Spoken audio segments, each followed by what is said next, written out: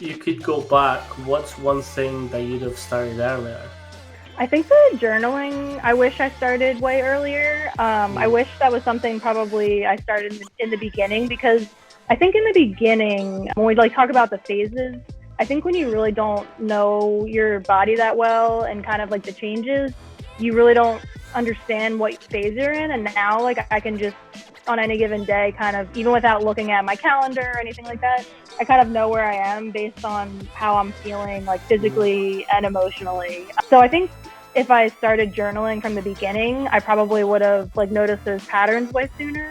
Just even like certain research experiments or like drug trials or medication trials and all this stuff, like all the different variables that go on month to month with us, it's really hard to incorporate into the research data. So it's like no wonder why women are so confused about so many things. There's just like I keep saying, like the education, like women don't even understand what's going on because they're not even being educated about what's going on.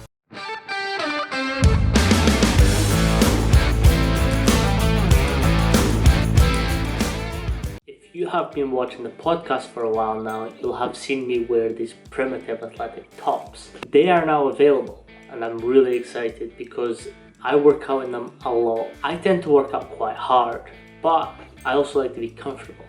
So that's why when I was picking out the materials for this top, I went with a pure cotton. If you would like to get yourself a top and support the channel, they are available on my website, primitiveathletics.com. Athletics with an X. Hello and welcome back to PA Chalk Up. Today we have a Christmas episode and we are joined by someone that's been on before. Hello Anna, how are we doing? Hi, good. How are you? Nice to I'm see you. good. Nice to see you too. It's been a while. I think you were the second episode. By the time that this one comes out, I think it's the 19th or 20th. Wow, that's Yeah, crazy. Time's flying. nice. Congrats to you on all those episodes. I mean, that's a ton of work. So that's To be awesome. fair, I just batch filmed them, which was really nice. So I could like take a couple of weeks off and then go. Um, but yeah, how have you been? What have you been up to? Good, good. I feel like it's been a little bit hectic of a year, but definitely feel like things are starting to slow down. It's the holiday season. I also brought my little Christmas sweater. This is vintage from college. It says "Bro, where's the party?" with a little reindeer drinking beer on here. So I got this from a little store you may have never heard of called Walmart. So and I've had it for like 7 years now. So To be fair, yeah. I experienced Walmart when I was across there, and it's actually a really good supermarket. Like I Oh my thoroughly gosh. enjoyed myself. They literally have anything you could ever want there, and it's just why I get overwhelmed walking in there if I'm like Mm. ever in there for looking for something specific. I'm like, there's just too much there. But I feel like anybody that comes to the U.S. and goes to Walmart, they're just like amazed at how big it is. It's crazy. 100%. What's your favorite Yeah. aisle? Oh God, I don't even know. Maybe, I mean, honestly, I went a couple years ago to get this like sweater. So I feel like, the around Christmas time they always have good like Christmas PJs and good sweaters. So that's probably like my favorite to go there for. Nice. I Yeah. should have said, so my Christmas jumper says, "Do you even gift?" Oh, it's great. And it's just someone giving the double buys. Also, what's funny is I recently realized what a jumper is. I'm like, what the heck is a jumper? And you guys call a sweater a jumper? I'm like, okay, that makes sense. Like, yep. Oh, I actually didn't even click onto that because when we Yeah. were organizing the podcast, you said Christmas sweater, and I was like, "All right." I just said Christmas jumper. Yeah. I didn't There's even so many click things actually. like that. Yeah. I'm like, what is this called? Nah. To be fair, I found that there is quite a lot of different words that we use compared to you guys. I know. I'm trying to So think what else. Off the top of my head, I can't think of anything right now, of course. it's always the case. Yeah. So if you just let us know, like, what you've been up to since the last episode. Yeah. For if anyone, follows me on TikTok, I've been, trying to post just more content, more tips, more things that I've learned. I've still, been doing my workout calendars each month and kind of like sharing how I organize those. I did release a cycle syncing journal in like the end of the summer, early fall on Amazon. So I did that and really just trying to like, keep educating people, get the word out there more of kind of this method. I did talk to New York Magazine. They kind of had an article on cycle syncing, and so more and more people are kind of hearing about it and wanting to learn more about it. So really, for the last couple of months, I've just been focused on, still educating people and just sharing, more and more of what I've learned through doing this process. And, it's been about a year now since I started, which is kind of crazy. But I feel like I've just learned so much in the year, and it's really just been a lot of trial and error, and a lot of this stuff hasn't just come overnight. So it's been a long year, but I feel like I've learned so much in that year. So I've just been kind of trying to share with others what I've learned. So maybe it wouldn't take them as long to kind of like, learn what they need to know for themselves. So that's kind of what I've been up to. Yeah, what are some of the things that you've sort of made mistakes on, and what did you learn from them? Uh, I think just I can just start with like, the workout routine, for example. Like when I first started doing that, I was really conservative with some of the weeks I was resting, and I think, that was a good way to start. Just when I first started in like the end of my luteal phase and going into my menstrual phase, like I would have a whole week of resting, and well, that was really helpful. Like I kind of just started to trial and error, like, all right, maybe I'm gonna, only rest for a few days and still try and work out during these days and see how I feel. So I think, just trial and erroring all that and seeing what, I felt better with, and kind of like journaling about it. Like it kind of puts the pieces together for me of like what I feel good doing, what I don't feel good doing. But yeah, it's, I'm definitely not perfect with this method, and it's just a lot of like trying to figure out what works for you.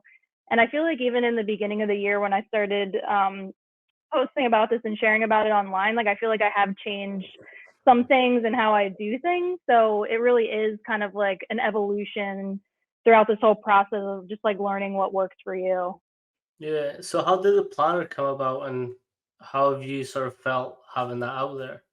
How did the what come about? I'm Planner, sorry. planner. Oh, the planner. Yeah. So for the calendar, I was originally just using like a blank piece of paper. And then I thought, like, you know what, I need to really organize this into a calendar that would make it easy for me. So I actually designed it myself, and did a couple of trials on what I liked, what I didn't like. And I just like basically wanted a blank slate to organize, my thoughts for the month and my workouts for the month. So that was kind of how I went about, designing that. And it was, a few months of just kind of doing it on like a blank piece of paper and realizing like what I liked and didn't like. So, what I do like about it is it's like a blank slate. So, you can kind of customize it and make it your own. So that's kind of what I wanted for myself and wanted to share with people. So that's kind of how that came about. Yeah, and what are some of the feedback that you've had from the planner? I feel like it's been all really positive. I think for, a lot of people have mentioned that it just makes it so much easier, you know, um, organizing your thoughts and, writing stuff down every day and kind of keeping track of where you are. Um, it's it just makes it so much easier to kind of track how you're feeling, and day to day you might forget about certain things, but when you're tracking it in a journal and writing about it, it just makes so much sense when you can look back and be like, oh, this is why I was feeling this way, I'm at this point in my cycle. So I feel like that's just been very, very helpful.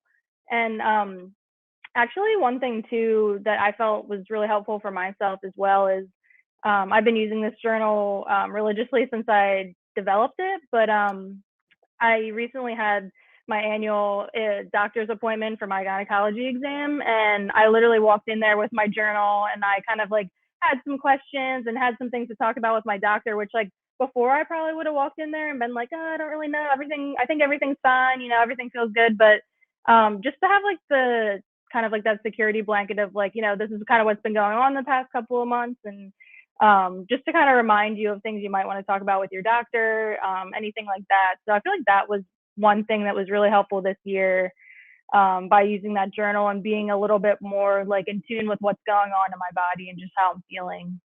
Yeah, how do you space out the time to write in this journal? So I usually do it first thing in the morning. It's just like for me the best way to start the day, and in the journal I kind of like have it laid out with like going through what your phase is, and then I have like a little box for gratitude, a little box for what I'm looking forward to for the day, and then kind of just like today's thoughts. And kind of how I have it broken down is just I feel like it's kind of like a way to prime your brain in like a positive way when you first wake up. So I always love to, write down a few things I'm grateful for, write down a few things I'm looking forward to. And then also just like today's thought is like a blank slate for a total brain dump. So you kind of Mm. just wake up, and if you have anything that you just need to get out on paper, I feel like once I complete that exercise for the day, it kind of just makes me feel like I'm starting the day off on like a clear note. Like if I have anything in my brain that I just need to get out on paper, and then I feel like it's like a positive start to the day. So that was kind of the inspiration behind creating the journal, and then just trial and error and figuring out what worked for me. And I figured starting my day off on a positive note was like the best way for me to start the day. So 100%. I give you some perspective of what's happening as well, which I think is pretty sick. yeah. Um, when it comes to sort of, you kind of mentioned that when you go to your doctor's appointment, you've got sort of recall. How beneficial have you found that?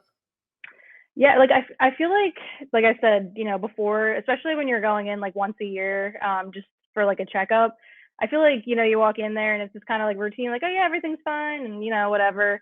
I feel like there's just like certain things I wrote down and just way more detailed about like, what's going on. And I feel like my doctor was like, whoa, like you actually, have, really detailed notes about like what's been going on with you this year. And I don't know. I feel like it's just good to have a dialogue instead of just, Mm, going in there and being like, oh, everything's fine, this, that, and the other thing.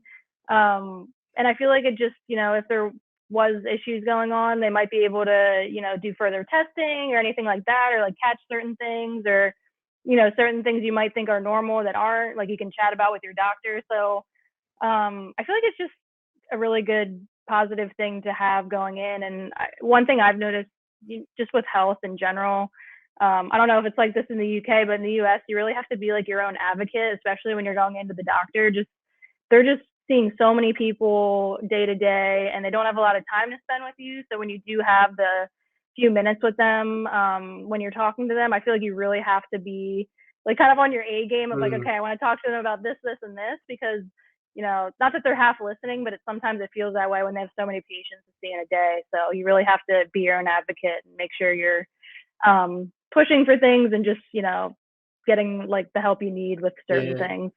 No, it's the exact same here.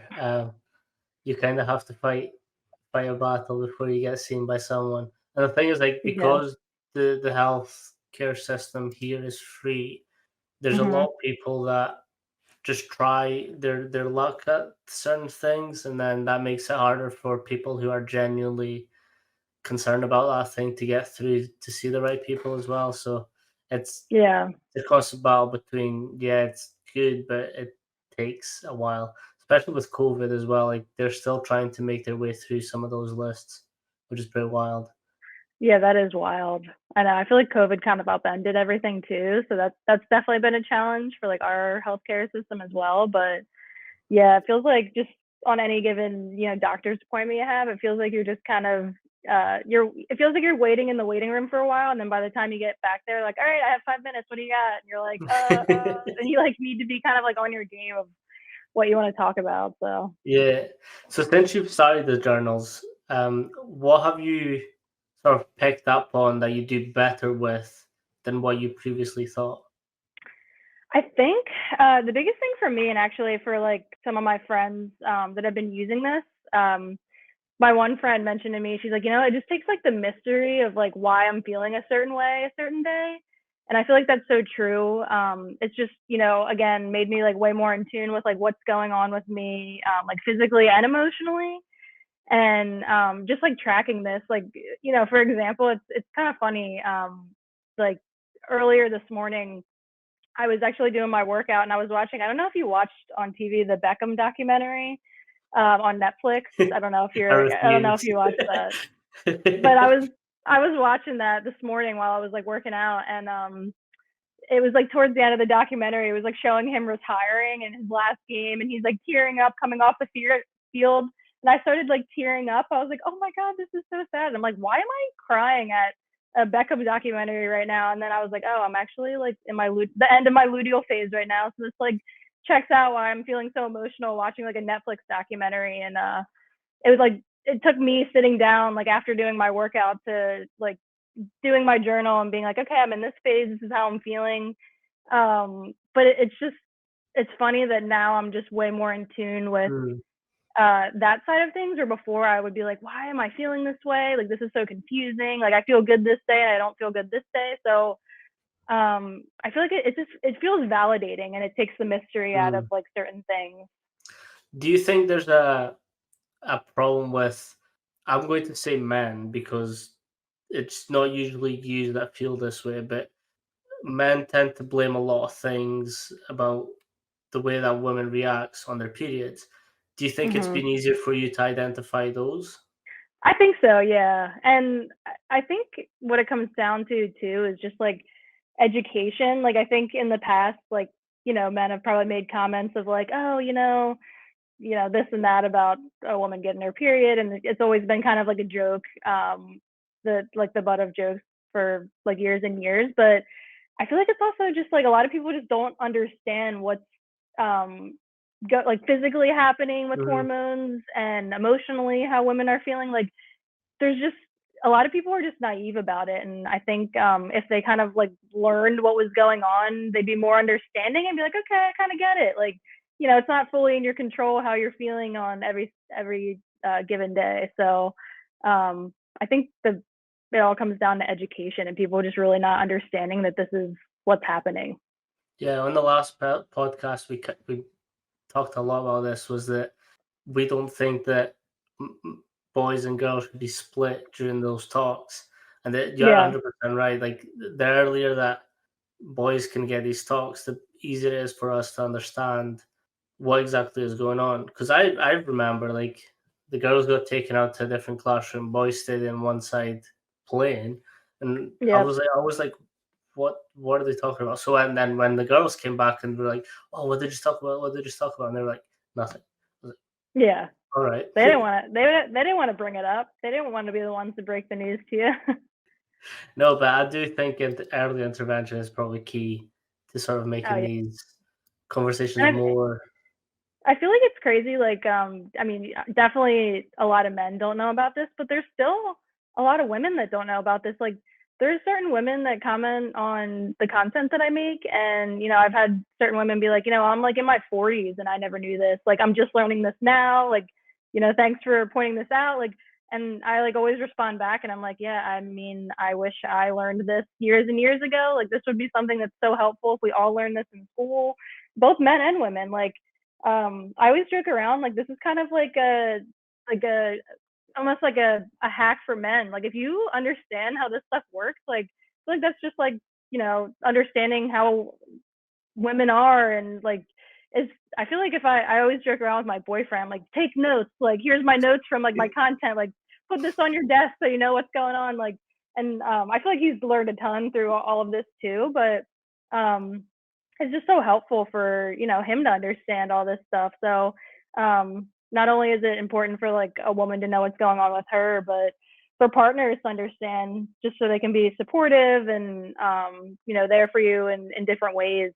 It feels like it helps a lot of maybe communication errors that Mhm. might have happened in the past. So To be fair, I can 100% vouch for this because I am a man and I do have a girlfriend, and it does make it easier to sort of know why she's feeling the way she is at certain hmm points of the month. Like, I know when she's coming up to it because there'll be certain conversations that's happening or certain things maybe get to her a little bit more.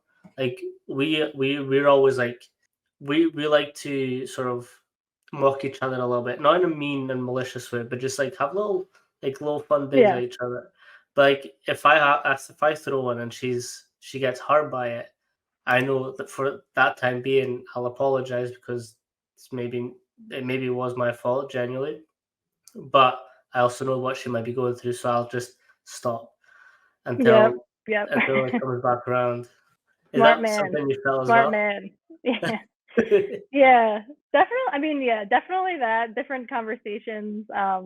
But we kind of joke about it too. Like even like I mentioned like the David Beckham thing. Like even certain movies, if we're watching a movie and I'm like bawling my eyes out, he's like, "Are you okay?" And then I'm like, "Yeah, I'm just going through it right now." Like I think he just knows like certain things like that. But it also is just funny like him kind of following along like on the days I don't have coffee. He's like, "Oh, I didn't make you coffee here because I know today's your tea Mm, day," or like stuff like that. And with my workouts too, uh, we most times we do work out a lot together, but like he'll know like, oh, this is my lifting day, this is my walk. Like he's kind of just um, really in tune with like my schedule and like what I'm doing, which is nice. So I feel like it's just brought us closer, and obviously he's learned a lot through this process. So yeah, we need to have him on too.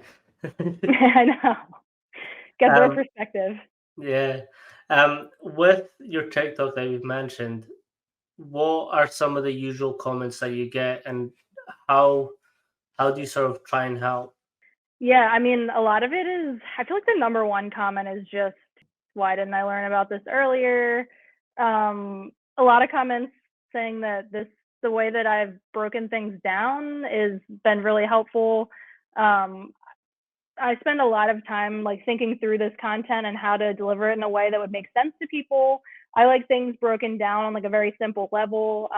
So that's kind of what my focus is when I'm sharing about this stuff. And then I think like a lot of people just don't know where to start, and if they want to start doing this method, kind of like where to go.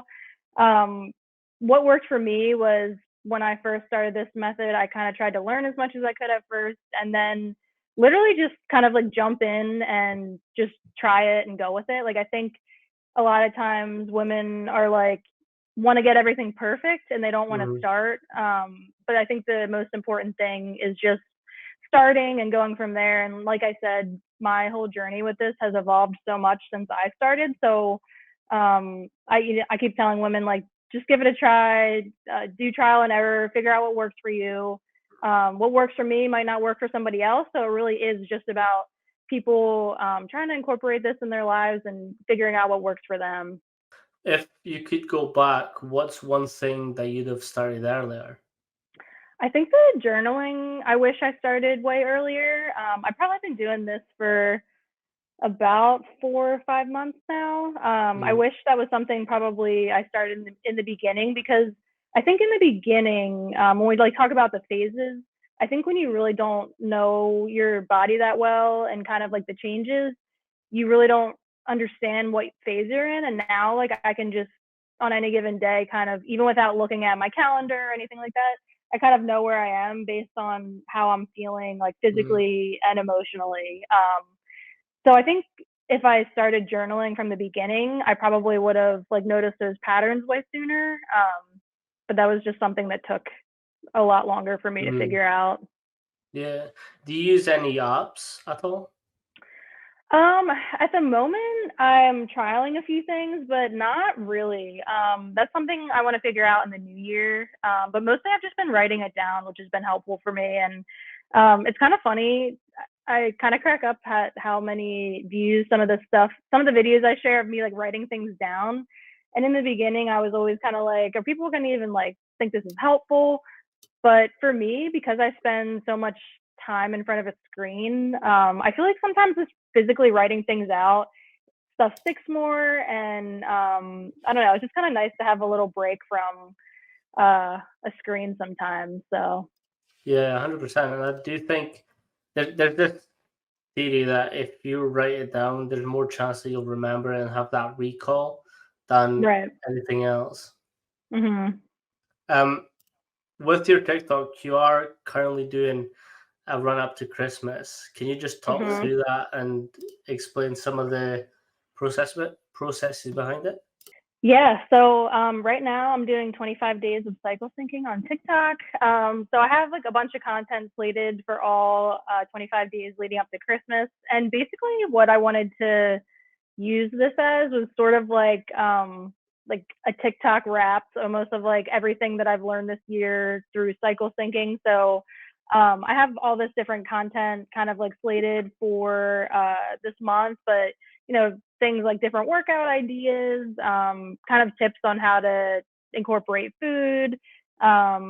I have different workout routines and just like it's really just like tips and tricks of kind of like everything I've learned throughout the whole year, kind of condensed into 25 days of this month. So I've released a few. I'm really excited about some of the other stuff I'm releasing later in the month. So it's been a lot of planning and a lot of organizing. So but yeah, that's kind of what I'm focused on and sharing in the next few days here on TikTok. Yeah, I've got a couple questions because I went through them and I found one in particularly very, but very interesting. And it's the Yuka app. Could you just give us a little Mm-hmm. rundown on what that is and why that's important? Yeah, so actually, apparently the app originally started in Europe. I think that's where it was originally based. But I heard about this app through a family friend, and basically, how it works is you just scan the barcode of different beauty products, makeup, and you can use it for food as well. And if you scan it, it basically tells you like the ingredients, kind of like how healthy it is, and especially for the makeup and beauty cosmetic products, there's just so much stuff in some of those things that you don't realize, and it kind of labels things for you, tells you what they are. When I first started cycle singing, I learned about this thing called endocrine disruptors, which I never knew about, and basically it's certain ingredients and products that can really really affect your hormones. And when I first read that, I was like, I've never heard of this before. I had kind of like learned it when I first started learning about this process. And then a few months later, when my family friend mentioned that app, I'm like, oh, I'm going to try it. I scanned all of my makeup, all of my face cleanser, lotions, all that type of stuff. And basically, all of my stuff came back horrible. And like some of the stuff was advertised as like, oh, this is clean, this is not. And you just don't know what's in some of the stuff you're Mhm. putting on your body every single day. And I was so horrified. It's funny. I just posted that TikTok, and one of my best friends texted me and sent me a picture of her trash can, and she was like showing all the products she had thrown out. She was like, "All of my makeup like got rated so bad," and it's kind of eye opening once you start doing that of just like what to look for and educate yourself on what you're buying and what you're putting on your body because Yeah. it can make a huge difference. What was the most surprising one for you? I think the most surprising for me was I feel like it was just some of the makeup because some of the makeup brands they just have such loose requirements with marketing. Mhm. So some of the stuff I'm like, oh, this is clean and advertises clean beauty, and comes back with like the app labels them as hazardous ingredients, and I'm like, it's just kind of wild to me that they can advertise that way, and you see some of the things that are in there, and that was probably the most eye opening for me. And kind of like another funny little anecdote, I walked into an Ulta, or no, I was in Sephora, and they have salespeople on the floor for different brands and stuff, and there was a saleswoman kind of selling one of the more luxury makeup brands. And she's like, oh, like come try our foundation. It's all clean ingredients and yada yada yada. And she walked away, and I like scanned it, and it got an absolute zero, and I was like, oh, this is just crazy. Like, and Yeah. also these products aren't cheap. So that's the part that kind of blows my mind is that people are paying a lot of money for certain cosmetics and makeup, and they're really not made with the best ingredients sometimes. So you just really have to be careful what you're putting on your body. And again, it just comes down to education. It's just being Mm. educated about what you're buying and what's in the things you're using every single day. Yeah, so I did a nutrition course a while back, and something that we were sort of taught was to analyze the product before buying. So essentially, in the UK, you can buy yogurts of fruit flavors, but that doesn't Mm-hmm. necessarily mean that they have fruit in it. The one way to see if it has fruit or not, if it has a picture of a fruit, if it's got a piece of fruit on it, it's at least 3% fruit. which is a crazy Oh, that's statistic. interesting. 3% of it has to be fruit for it to have a picture in it.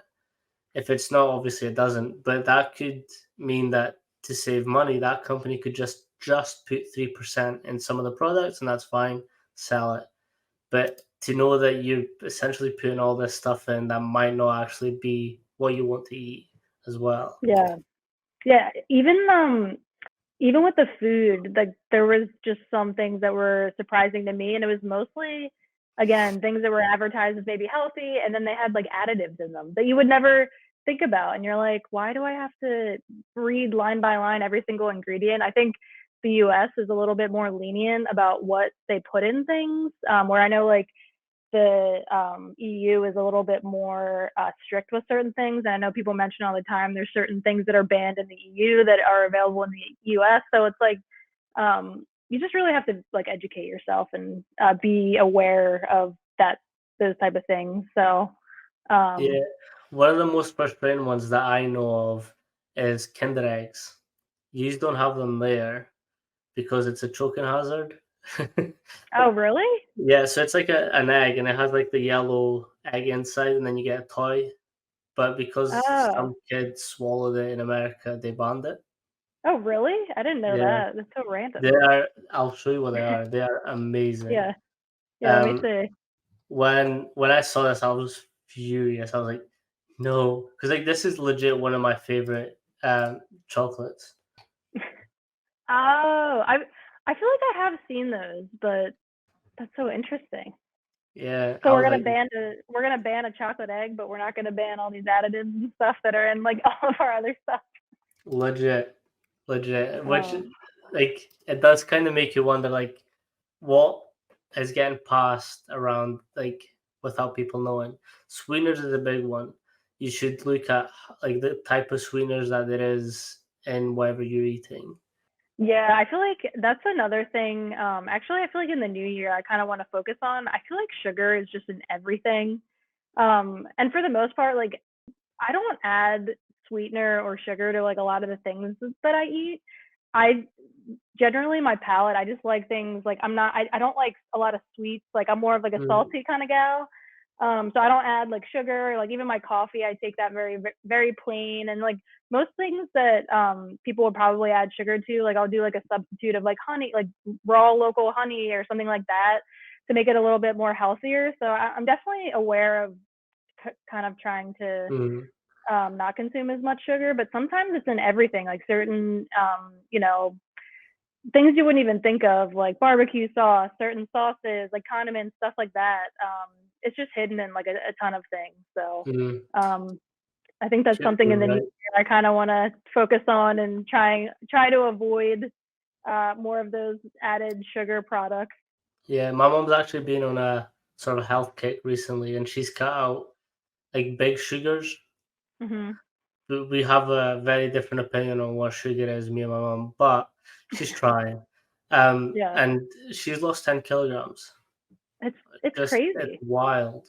Even just over the past couple weeks, just because it's been like the holidays around here, I've definitely been having my fair share of sweets, and I just like noticed small changes. Like my skin doesn't look as nice. Like I feel like it just affects you in ways you really don't realize. It definitely has big effects. So I think I said to my boyfriend Matt, I'm like, maybe in the new year, I think I need to go on like a little sugar detox. Like Mm, definitely around the holidays, I'll be, having my fair share of sweets. But then in the new year, I kind of want to do like a little detox just to make myself feel a little bit better. Um, yeah, so that's kind of my plan for everyone needs it. 2024. Yeah. I when I was writing up my dissertation, um, I went from a phase where like essentially the month before it was due, I would have like a monster or two every day, and I would have coffee on top of it as well. Oh my gosh. So I was just like rattling the whole time. Oh my When God. I How is your finished heart not like? How is your exploded, heart not leaping out of your chest? I'd be like, good I'd have so question. much anxiety. To be fair, I am a big coffee drinker naturally, so like Yeah. it didn't really do much.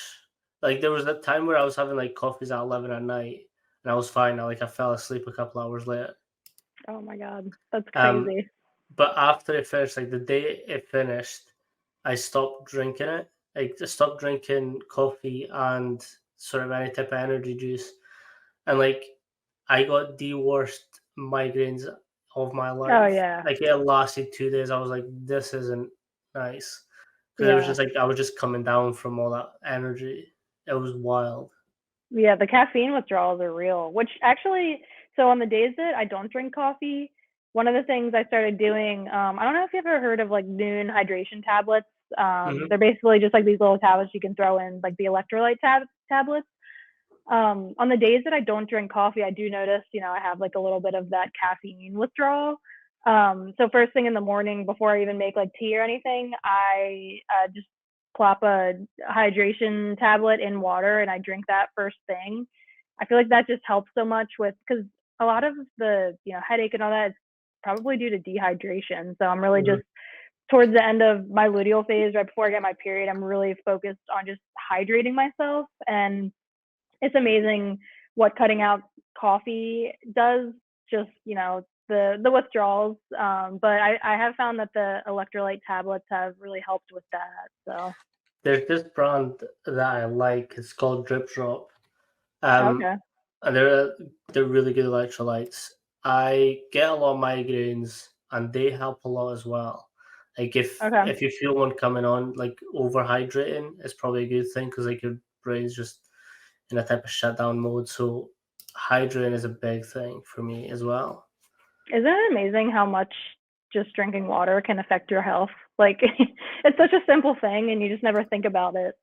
Yeah, and the thing is, obviously, like electrolytes are coming a little bit more popular. So like these types of drinks are becoming very like harder to come by. You can make Hmm. homemade electrolytes, whereas just water, salt, because electrolytes is a sodium, sodium is salt. Um, I personally like to throw in some diluting juice just to give it some flavor, or you could just Yeah. drink salt and water. You're getting your electrolytes and sodium in. Oh, salt water is definitely hard to. I think that's why I like the tablets because there's like a little bit of flavor. Flavor. But I've tried like quite a few, and the thing I do like about Noon, which I feel like because these electrolyte tablets are so popular now, some of them just have so much sugar in them. Hmm. So you kind of got to be aware of what type you're getting. But I found the Noon are pretty balanced. Like they work really well, and they're not as high in sugar. And some of the flavors of different brands I've tried, I really don't like, but I really like that the Noon is pretty mild flavors as well. Hmm. So For me, it's the SIS stuff. They're a really good product, but the flavors I just can't deal with. I've tried a yeah, lot as well. There's a lot of trial and yeah. error with these things. Oh, 100%. I've gone through a ton, so I'm not like I'm like a very plain. I'm not big on like all these crazy flavor. Like I just want something super plain. So the Noon flavor that I drink is called Orange Sunrise, and it's very mild. So I'd rather Mm, almost have it taste like I'm drinking water versus like a flavored drink. So fair. In terms of coffees, and obviously you don't have them when you're on or coming onto your period. What are some alternatives that you use? I know this is another one of your TikTok videos, but I'm going to let you explain it. yeah, so my big thing is so when I'm normally drinking coffee, I love to make like a homemade cappuccino or a latte. We have a cappuccino machine in our house that we use religiously. Well, not towards the end of my luteal phase, but any other day, I'm using that religiously. But the one thing I kind of came up with was a tea latte, which I never Mm, even really had drank those before. But I posted the TikTok video. It's a lavender tea latte, and basically I just brew this lavender chamomile tea, add a little bit of honey and vanilla extract to it, and then I add frothed almond milk. And it feels like I'm basically drinking the same thing. Like it feels like a latte, so it doesn't feel like a huge change from not drinking coffee. So that's been my go-to substitute when a few days before my period. And I feel like also I just love the taste of that tea, and the chamomile is very calming. So it's kind of helping me relax those days leading up to my period. So yeah, that's kind of my go-to drink. And right now I'm drinking it hot, but in the summer I would drink it iced. So it's pretty versatile. mm. Yeah, so that's been my go-to favorite right now. Yeah. In terms of the Yuka app, thing. When you found these products that were perhaps not the best for you, what did you supplement them with? Like, what were the alternatives? You mean for just like cosmetics and stuff, or just the food as well? Both. Yeah. Okay. So the interesting thing too is on the app, it does give you recommendations. Like it has some recommendations of products that have scanned better that you could try. So that gives you like some ideas of like, oh, maybe I could try this product.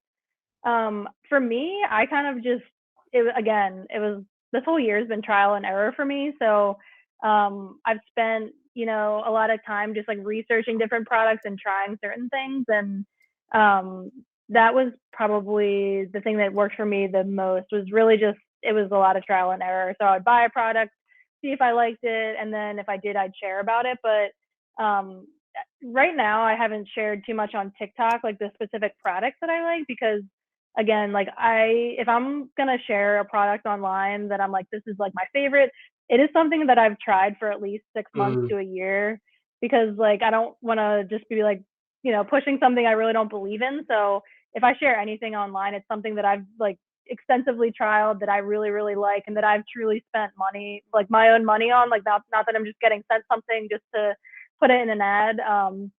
So I really, really just love trialing things for a long period of time. And I feel like most of, like I found a deodorant that I really like by this company, Primarily Pure, that I've been using for about a year now. I'm still kind of like trialing like shampoos and conditioners Mm. and stuff like that. Same thing with like face products. I've been using a bunch of different stuff and haven't really settled on something I truly, truly love. So I've been trying like more expensive products and less expensive products, like really just trying to find like the happy medium. So I have spent quite a bit of money trying to figure out what I really, really like, but at the end of the day, I feel like, I'm putting in a lot of effort just, towards my health. That's kind of how I look at it. Mm-hmm. So I'm like, well, it'll work out in the end because I'll be, using cleaner things. So I stay think tuned for more like coming on that. But I think staying true to what you believe as well is it's a good way of doing it, because then people can tell if you're just pushing a product to push it, or if like oh, you're 100%. genuinely interested in it. What's one thing that you've tried that you're just like, yeah, like I'm going to stick with this one? I think my favorite so far has been the deodorant, because uh, I've tried years, like probably for 5 or so years. I feel like natural deodorant started becoming a thing, like probably like 5 or 6 years ago. And I've tried so many, and some of them don't work at all, which like I'm a very active person, so I need a deodorant that actually works so I don't smell all day. So I've tried like a ton of things like that, and then also something that's truly, truly clean. So I feel like it's been a long journey, but I really love that Primally Pure deodorant is the deodorant I've been using for over a year now. And their company really, really does a good job in the quality. And that's kind of my go-to deodorant right now. So that's kind of my favorite. Is it this one? Yep. Yeah. Do they ship to the Right. UK? Apparently, yeah. Oh, cool. Yeah, so they have a lot of really, really great products. And right now, I said the deodorant's my favorite. I literally just like 2 weeks ago um, got some of their face products and lotions and stuff. So I'm like kind of using that now to see how I like it. But stay tuned for that. But yeah, their stuff is just really, really high quality, and I really love their products. Nice. What apart from the deodorant would you recommend? They have like a lot of the one thing I'm using right now, they have something called Everything Balm, which is kind of like you can use it for a bunch of different things. It's kind of like multi-use, but I've been using it on my face at night because the air has been so dry and cold here in the Northeast. So that's something I've been using before I go to bed at night, and I feel like it does a good job moisturizing my face at night. So that's like one thing I really, really like. And um, they also have like body butters, which I've been using a lot because my skin's so dry. Like just the change in seasons are always really, really harsh on my Hmm. skin. So I've just been doing everything I can to try and keep myself moisturized because my like skin has just felt so dry lately. Fair. When it comes to working out, what are some of the psychological impacts that you've found before your menstrual cycle and afterwards, or during it as well? Yeah, I feel like with working out, like I said, this is kind of the week leading up to my period, so it's more of like my luteal phase. Like I just noticed I'm a little bit more tired working out this week, and I've said this to you before, like 15-pound weights feel like 50-pound weights. So like this is kind of like a week I'll still lift, but I'll take it a little bit on the easier side. I feel like people have asked me in the past, like, do you change up your weights, throughout your cycle and anything like that? I really try not to, but if it is a week where I'm feeling like very, very like, oh, I'm just like completely exhausted, I will take a little bit of weight off, and just kind of Mm. like take it easy. But I try not to do that just for like progress wise, but it really just depends, and just like listening to my body. But just giving myself the space the week before my period to, take it easy. And then I've also just realized the first 2 days of my period are so rough, and I'm like kind of like down for the count. And then I feel like day three, I'm like on the incline, and I start to feel great again. So um, pretty much like just a few days after I get it, I feel kind of like back to normal. But I would say like those few days before and like the first Mm. two is when I'm just like down for the count, and I really, really need to be like kind to myself during those days. And then after that, I feel like I can like bounce back pretty quickly. Yeah, I've sort of been talking to you about my research and what I wanted to do, and I've came up with this theory. It's not anywhere near accurate or proven just now, but so the 2 weeks beforehand, you're usually your strongest, and then the week of your period, you feel weak and just down, and the week after, you're sort of like slowly coming up again. Hmm. So what I'm thinking about just now is like, what if we did sort of a type of undulating periodization program? So the first 2 weeks are like super heavy, heavy. The third week, which is essentially your own week, is light.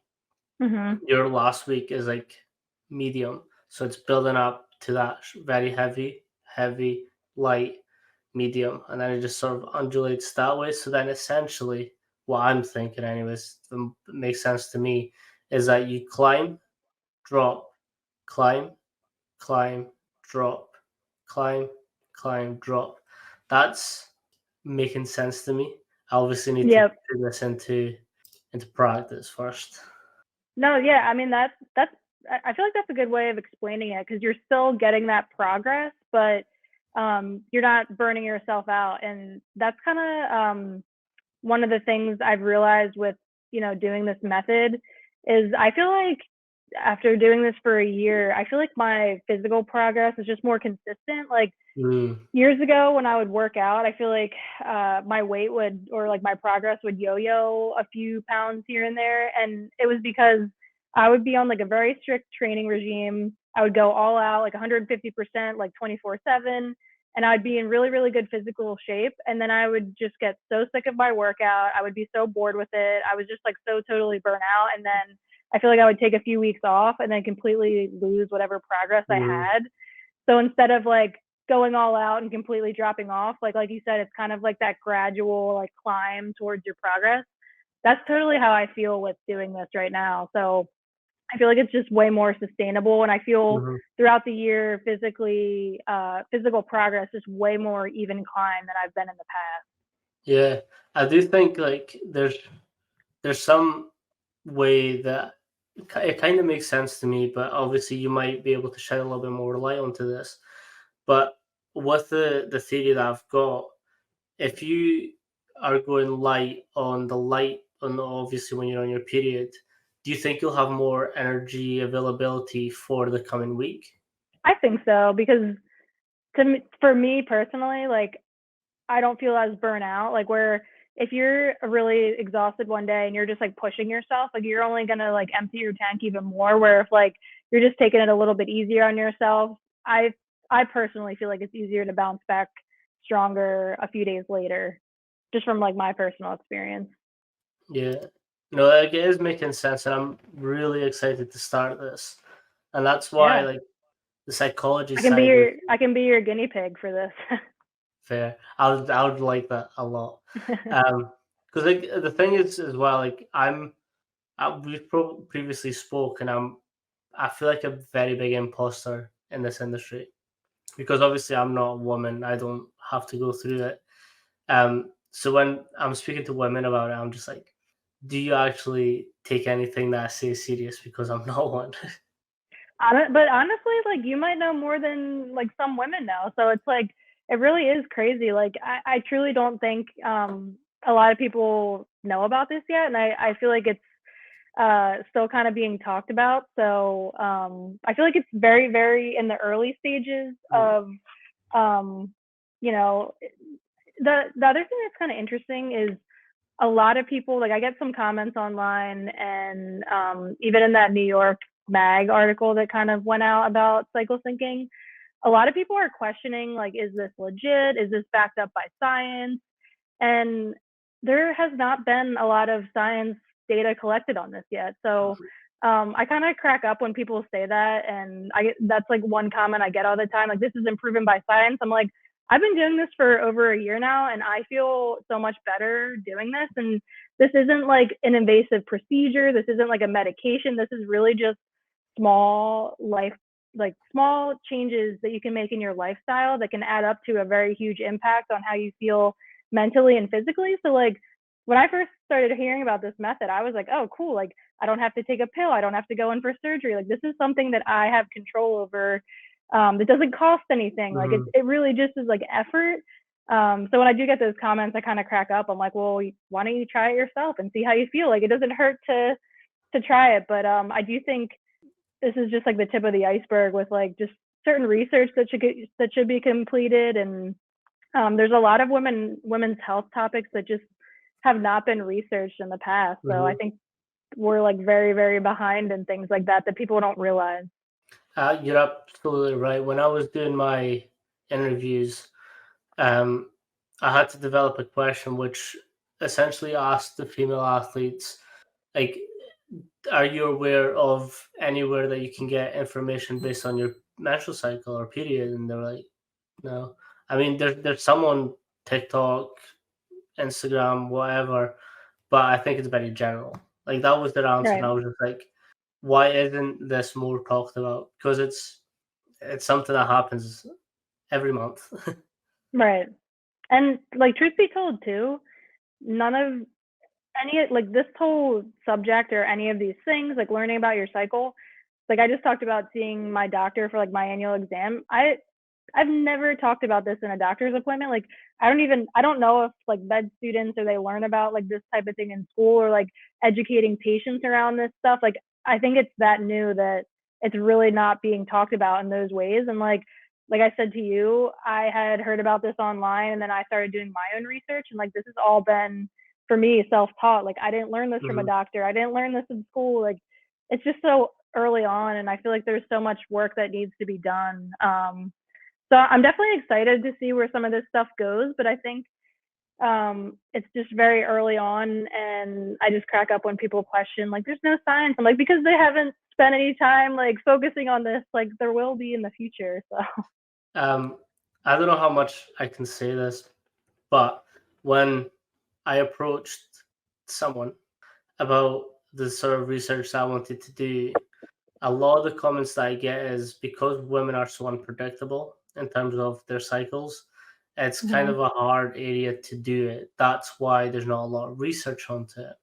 And Right, I've kind of been discouraged to do it, but at the same time, I'm like, it's hard, yes, but that's why it needs done because like it's unpredictable, yes, but that's why it needs done because like although not one size fits all, but at least having some information out there is better than having none.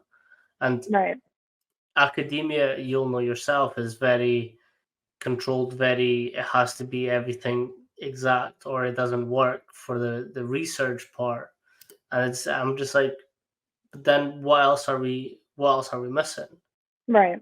Yeah, and I recently, like earlier this year, had learned about that too, which I never knew about. Like, just even like certain research experiments or like drug trials or medication trials and all this stuff. Like, most women, menstruating women, aren't involved in that just because they said it's too hard to, all the different variables that go on month to month with us. It's really hard to incorporate into the research data, but then like things affect us so differently. So it's like no wonder why women are so confused about so many things. It's Mm-hmm. like because a lot of research isn't focused on us and kind of like what's going on. And not even just like how we relate to different like products or different medications or different, research examples, but um there's just like I keep saying like the education, like women don't even understand what's going on because they're not even being educated about what's going on. So 100%. Do you want to know some interesting and infuriating facts? sure. Which, when I learned them, I was like, that's pretty shit.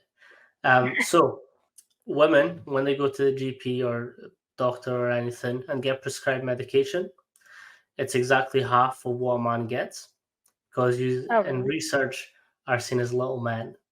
Um, during obviously women give birth, men don't. The Mhm. only reason yous have contraceptives is because yous have 9 months worth of side effect if you get pregnant. A man Mhm. doesn't. So there's Right. no point in giving us a contraceptive when we don't have the symptoms or sort of side effects from it. It's crazy. Yeah, when I found out, I was like, that's crazy because it's like It's it's it's wild. I get wild. Yeah.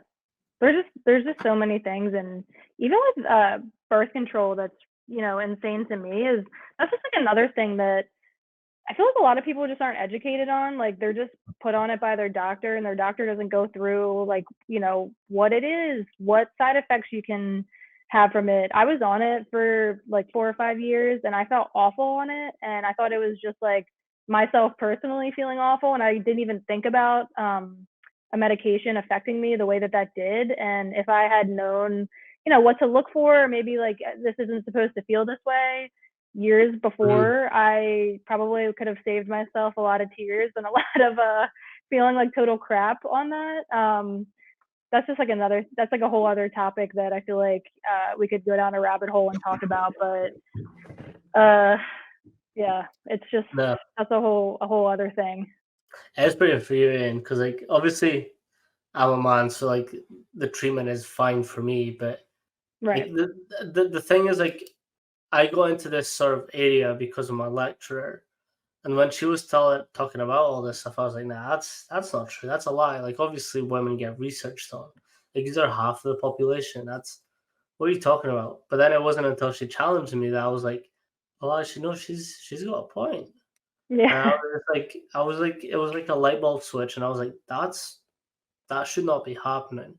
Like I find it Yeah. unfair and I think that's why I kind of want to do something because like it's just crazy that there's nothing out there on it. Yeah. And that's what I'm hoping for. Was just sharing more about this and getting people talking about this more, that there'll be more of a focus on this, be more research directed towards this, more money, directed towards research like this and like funding for this type of thing. And I actually recently saw a TikTok of a guy talking about like this stuff, and he was like, "Did you know women go through that?" And like even when guys find this stuff out, they're like mind blown. So like I'm just so happy this is getting talked about more. More both men and women are finding Mhm. out more about this. So I'm excited to see where it goes. And like I said before, I feel like we're like just at the beginning, and this is just like the tip of the iceberg of um, you know, the the science that can be researched about this. And I feel like there just really hasn't been a lot of time spent on this yet. So I'm excited to see where it goes. 100%. If anyone wants to fund my research, I would be over the moon. That'd be amazing. It's expensive. If I could, I'd fund your entire research project. I wish I could. No, I am trying to look for ways, and it is hard, but we'll get there. We will get there. Um, we were previously speaking about rapid fire questions. This is a Oh Christmas yeah. episode, so we're going to get a little bit Christmassy. All So I've right. got some 5 questions for you, Okay. rapid fire. What's your favorite holiday tradition? This is kind of a weird one, but Christmas Eve, my family always does sushi takeout on Christmas Ooh. Eve. It's kind of random, but one thing we started probably about like 10 years ago. So we'll do sushi takeout from a local spot that we love. We'll do like a little glass of champagne to kind of like toast for Christmas. So that's kind of like my very random Christmas Eve family tradition. Nice. What's your favorite sushi like piece? There's I the place that we order from has a ton of specialty rolls, so I love like the big specialty rolls. But if we're talking just like a plain piece, I love like a spicy salmon. That's just kind of like my Mm, go-to favorite. Yeah. nice. Spicy salmon. I had tuna as well. That was really nice. Oh And yeah, then I love there's some tuna like too. um prawn, king prawn as well, like that. Oh yeah, I feel like I'm not picky when it comes to sushi. Like I will try anything. So Mm, yeah. Best Christmas memory. best Christmas memory. I feel like the best memories I've had, like thinking like back to childhood Christmases, was always a Christmas that it was snowing that Mm, morning. I feel like which hasn't happened in a while. But thinking back to when I was a kid was waking up Christmas morning, seeing the snow out there, and like sledding during the day. Like that was like my favorite thing on any given Christmas. nice. We previously spoke about this as well, but the differences in traditions. So I'm Hmm. Portuguese, and obviously you're American. Our Christmas, like we open our gifts, a gift opening is on the 24th of Oh really? December. Yeah. So essentially, we're supposed to see Santa Claus. Santa Claus comes, gives you your present, like in hand, and then you open it, and then he leaves. Oh, so you physically see him delivering the Yeah. gift? But Interesting. with some of my family members' patients, we open them at 10, 11 o'clock at night, which Oh my god. early night, and then we go to bed. What's Oh your my sort of god. Christmas day like? Yeah, so I feel like so with my family specifically, Christmas Eve we do the sushi takeout and like hang out, but we will do like one gift on Christmas Eve, and it's usually just like gifts we've given each other, just like something Mm, small we can open. And then Christmas Day is, opening the rest of the gifts and most of the gifts from Santa and everything. So as a kid, I remember like looking at the Santa tracker online and making sure I knew where he was for waking up on Christmas Day, knowing where he was going to be. But yeah, usually it was like maybe open one gift Christmas Eve just to get like a little flavor of the gifts for the year, and then it would be like the all the rest of the gifts on Christmas Day is usually how we yeah, did it. Yeah. I like that. What's your favorite Christmas film? My all-time favorite is The Christmas Story. I feel like it's such a Mm, classic. I love that movie so much. I like watch it. I watch it every year on Christmas Day. It's like one of my favorite things to do. And they just came out with like I guess the more updated version, like a second one. So I feel like that's probably my favorite. nice. Do you have like a couple different films that you'll watch throughout this month, or is it just like do you just wait for Christmas? No, I'll definitely be watching them all month long. Like I feel like it's hard not to. Like Netflix really pushes like, oh, Mm, here's all these like Hallmark type movies that they're pushing all month long. So I'm trying to think. I just watched Love Actually, which is like a classic. Trying to think what else. Obviously The Grinch is a mm. classic. Love watching that. Have you watched Klaus? Klaus? No. I don't think That's I've an seen that amazing one. film. I'll have to put Amazing that on my film. list. Yeah, Um, usually I'm eh, watching them all month long. nice. When was your Christmas tree up, actually? This is a very solid question. This was I went out and bought my Christmas tree. I got it. It's a real tree. Every year I do a real tree. I love getting a Okay. real tree. We went out the day after Thanksgiving. So I feel like Mm, it's weird in the states. There's like a really big debate over this of putting up your Christmas tree before Thanksgiving.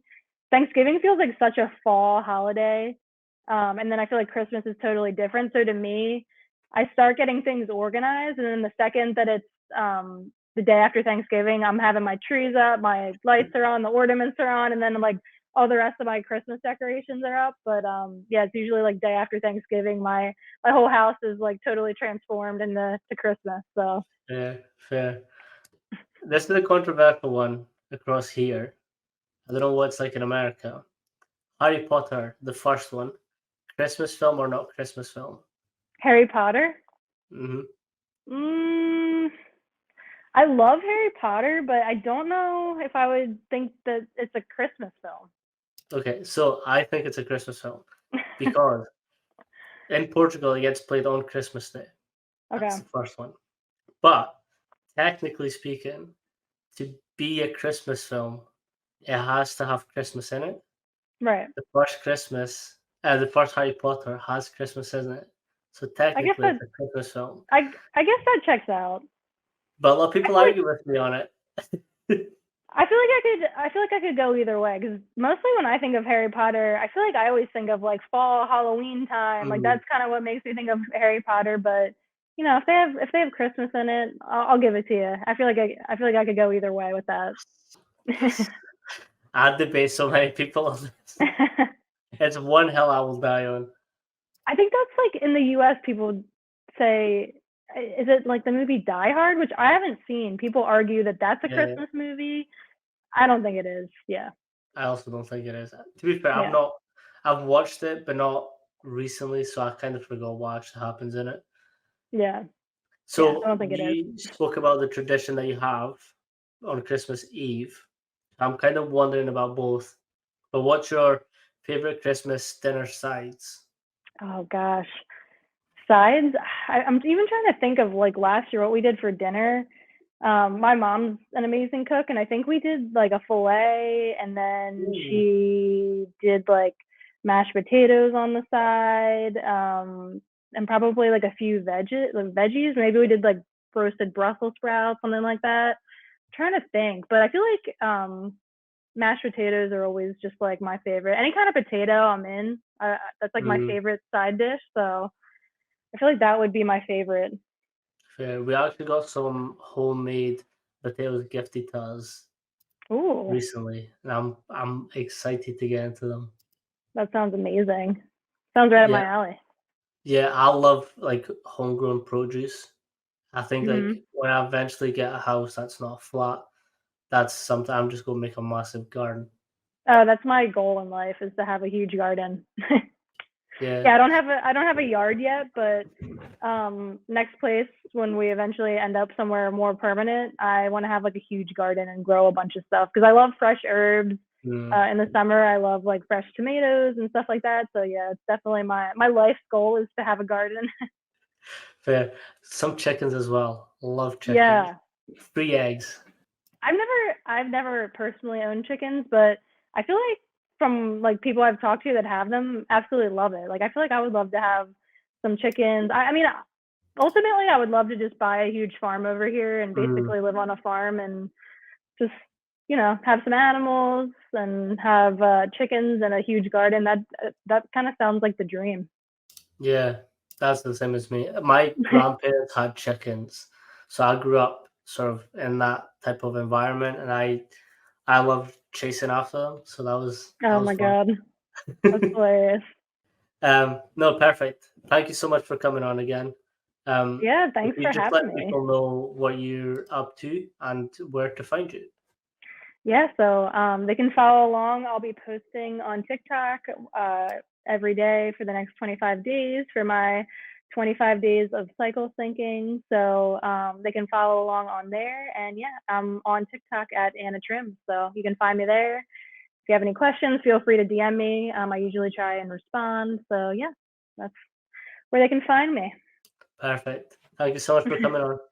Yeah, thanks so much for having me. Peace. All right.